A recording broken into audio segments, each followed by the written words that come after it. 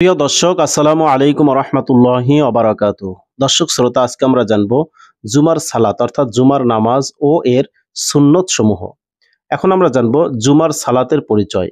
শুক্রবার অর্থাৎ জুমার দিন জোহরের সালাতের পরিবর্তে, জোহরের নামাজের পরিবর্তে জামায়াতে যে বিশেষ সালাত আদায় করা হয় তাকে সালাতুল জুমা বলা হয়। এ প্রসঙ্গে মহান আল্লাহ রাব্বুল আলামিনের বাণী, ইয়া আইয়ুহাল্লাযীনা আমানু ইযা নুদিয়া লিস-সালাতি মিন ইয়াউমিল জুমআতি ফাসআউ ইলা যিকরিল্লাহি ওয়া যারুল বাই', যালিকুম খায়রুল লাকুম ইন কুনতুম তা'লামুন। অর্থ, মুমিনগণ, জুমার দিন যখন সালাতের আজান দেওয়া হয় অর্থাৎ নামাজের আহ্বান করা হয়, তখন তোমরা আল্লাহর স্মরণের পানে তাড়াতাড়ি চলে যাও এবং বেচাকেনা বন্ধ করো, এটা তোমাদের জন্য উত্তম যদি তোমরা বুঝো। প্রিয় দর্শক, এরপরে আমরা জানবো যাদের উপর জুমার সালাত ফরজ অর্থাৎ কারা কারা জুমার নামাজ পড়তে পারবে। জুমার সালাত অর্থাৎ জুমার নামাজ প্রত্যেক বালেগ জ্ঞান সম্পন্ন পুরুষের জন্য জামায়াত সহকারে ফরজ, অর্থাৎ প্রত্যেক বালেগ জ্ঞান সম্পন্ন লোক তারা জুমার নামাজ জামাতের সাথে আদায় করবে, এটা তাদের জন্য ফরজ। এ প্রসঙ্গে রসুল সাল্লাল্লাহু আলাইহি ওয়াসাল্লামের হাদিস, আন হাফসাতা জাওজিন নবী সাল্লাল্লাহু আলাইহি ওয়াসাল্লাম আন্না নবিয়্যা সাল্লাল্লাহু আলাইহি ওয়াসাল্লাম ক্বালা রওয়াহুল জুমআতি ওয়াজিবুন আলা কুল্লি মুহতালিম। উম্মুল মুমিনিন হযরত হাফসা রাদিয়াল্লাহু তাআলা আনহা থেকে বর্ণিত, নিশ্চয়ই রাসূল সাল্লাল্লাহু আলাইহি ওয়াসাল্লাম বলেছেন, প্রত্যেক বালেগের ওপর জুমার নামাজ পড়া ওয়াজিব। এরপর আমরা জানবো যাদের উপর জুমার সালাত ফরজ নয়, অর্থাৎ কারা কারা জুমার নামাজ পড়বে না, কারা কারা জুমার নামাজ না আদায় করলেও তাদের কোনো গুনাহ হবে না। 4 শ্রেণীর লোকের উপর জুমার সালাত ফরজ নয়। 1. মহিলা। মহিলারা জুমার নামাজ যদি জামাতে নাও পড়ে বা জুমার নামাজ না পড়ে তাহলে তাদের কোনো গুনাহ হবে না। 2. শিশু। শিশুরা যদি জুমার সালাত আদায় না করে তাদের কোনো গুনাহ হবে না। 3. অসুস্থ ব্যক্তি। অসুস্থ ব্যক্তি যদি জুমার নামাজ না পড়ে তাহলে তার কোনো গুনাহ হবে না। 4. দাস দাসী। প্রিয় দর্শক, এই দাস দাসী যদি জুমার সালাত আদায় না করে তাদের কোনো গুনাহ হবে না।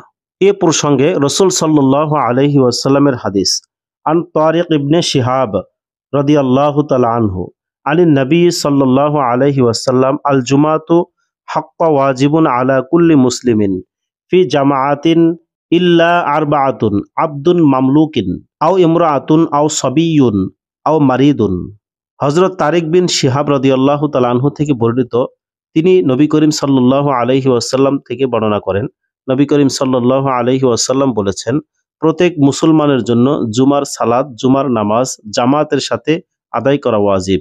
শুধু 4 শ্রেণীর লোক ব্যতীত তারা জুমার নামাজ আদায় না করলে কোনো সমস্যা নেই, তাদের কোনো গুনাহ হবে না। 1. দাস দাসী, 2. মহিলা, 3. শিশু, 4. অসুস্থ ব্যক্তি। এই 4 শ্রেণীর ব্যক্তি জুমার সালাত আদায় না করলেও তাদের কোনো গুনাহ হবে না। 5. বিভিন্ন কারণবশত মসজিদে যেতে না পারা, অর্থাৎ জুমার দিন জুমার নামাজের সময় হলে অনেক সময় অনেকে বিভিন্ন কারণে মসজিদে যেতে পারে না, যেমন শত্রুর ভয় থাকলে, সম্পদ বিনষ্টের ভয় হলে, সফর ছুটে যাওয়ার ভয় হলে, কাদা, বৃষ্টি, অত্যন্ত শীত, গ্রীষ্মের অতি গরম ইত্যাদি কারণে মসজিদে যেতে না পারলে তার জন্য জুমার সালাত আদায় করা ফরজ নয়। এ প্রসঙ্গে রাসূল সাল্লাল্লাহু আলাইহি ওয়াসাল্লামের হাদিস, আর ইবনে আব্বাসিন রাদিয়াল্লাহু তাআলা আনহু ক্বালা রাসূলুল্লাহ সাল্লাল্লাহু আলাইহি ওয়াসাল্লাম, মান সামিআল মুনাদা ফালাম ইয়ামনাউহু মিন ইত্তিবাইহি উযরিন ক্বালু আমাল উযরু ক্বালা খাউফুন আও মারাদুন লাম ইয়াকবাল মিনহু সালাতাল্লাতী সাল্লা।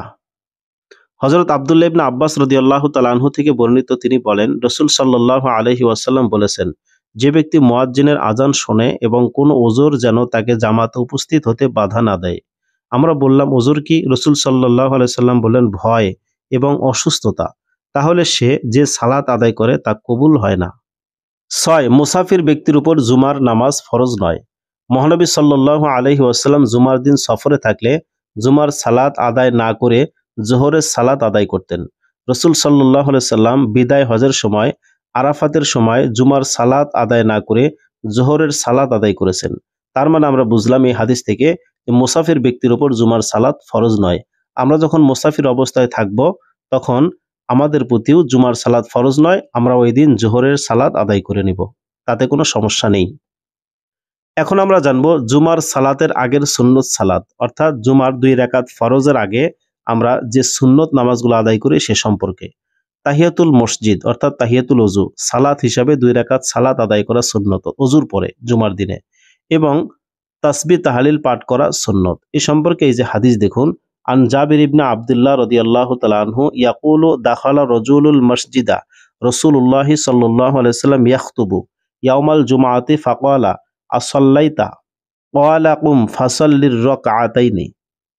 হযরত জাবের বিন আব্দুল্লাহ রাদিয়াল্লাহু তাআলা আনহু থেকে বর্ণিত, তিনি বলেন, এক ব্যক্তি মসজিদে প্রবেশ করলো, এমন সময় রাসূল সাল্লাল্লাহু আলাইহি সাল্লাম জুমার খুতবা দিচ্ছিলেন।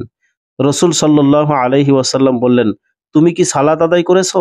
সে বলল, না, আমি কোনো সালাত আদায় করি নাই, আমি কোনো নামাজ আদায় করি নাই।